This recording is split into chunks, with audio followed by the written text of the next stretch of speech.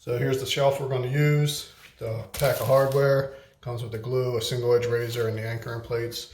And I'm going to use an angle grinder with a continuous edge diamond blade for cutting tile and stone.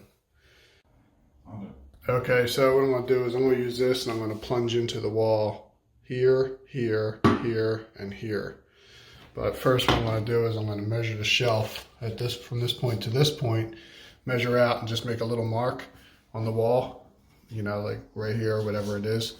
I believe it's 8 inches, just so I don't accidentally cut past it when I'm using the angle grinder. All right, so there's my mark. The shelf is 8 inches. I made the mark 7.5. Same here, 7.5, just so I know for sure I'm not going to cut past my mark.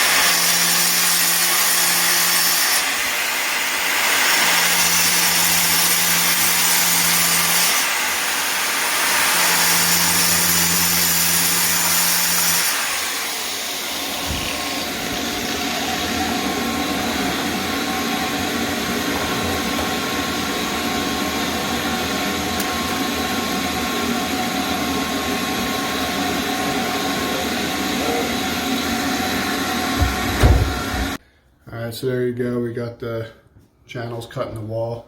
Now, the angle grinder is a little dustier than like the oscillating tool with the grout removal blade, but I feel like it's a little quicker, and that's why I use this. But the oscillating tool with the grout removal blade works just as nicely. It just takes a bit more time, and not a whole lot more time. I mean, just another minute or two. So for people who aren't contractors, I would suggest using the oscillating tool with the grout removal blade. It's a little safer, a little less dusty. You have a little more control. So that's that. All right, next step, we're gonna install the anchoring plates. All right, so we got the anchoring plates here. We got the glue, and that's all the glue you need. You don't need to go too crazy with the glue. The stuff expands a lot, so little goes a long way.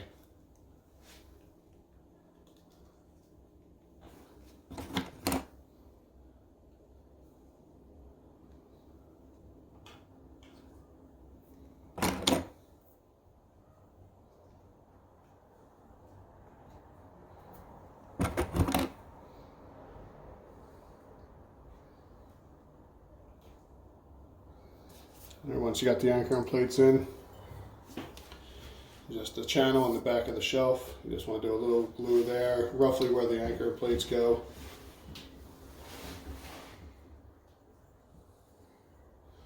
There you go. I like to get a paper towel, just clean off the excess. Again, this stuff expands a lot, so you really don't need a whole lot. I like to wipe off any little bit that I can. Line it up. The anchoring plates, and slide it into place just like that. So right off the bat, this is very secure. You're going to need to allow probably about 2 or 3 hours for the glue to dry. It will expand. So another thing I like to do is get painter's tape and put it on the tile right where the tile meets the, or the shelf meets the tile, all the way around. So if it does expand out, it'll expand out onto the painter's tape. So let me give you a little example here of what I mean. Just like that. Another thing I'll do too sometimes is curl the bottom. It'll act like a little gutter. So any glue that drips down, it'll catch it. But for the 2 to 3 hours that the glue is drying, I would keep an eye on it. You can get a shampoo bottle or something with a little bit of weight, put it on the front edge. The shelf kind of naturally tips towards the front, but this will help it while it's drying.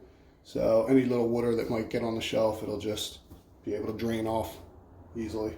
The other thing too, once this dries and you clean up any glue that might have expanded out with a single edge razor, and be very careful that you don't scratch your stone too while doing that, so take your time. Just get like caulk that matches your grout, or even just the grout, and fill the edges, and then you're all done. So this is the caulk we're going to use. It's unsanded, siliconized acrylic latex caulk that matches the grout color.